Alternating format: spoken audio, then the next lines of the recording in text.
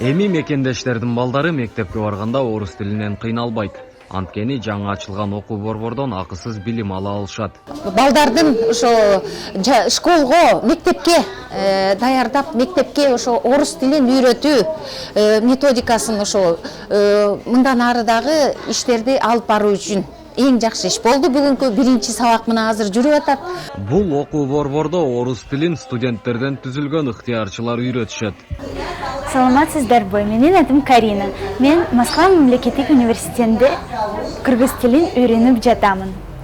Менимче, өзүңдүн тилиң билип, башка тилдерге да бай болуш керек. Ошондуктан бай маданиятына, кыргыз эли бай маданиятына ээ болуп, башка тилдерди, башка маданиятты, адабиятты билиш керек. Акысыз окуу борборду ачуу мындан 2 ай алдын сунушталган. Элчилик тарабынан колдоо көрсөтүлүп, имарат бөлүнгөн. Бир 2-3 ай, негизи 3 айга эсептелген бул курс.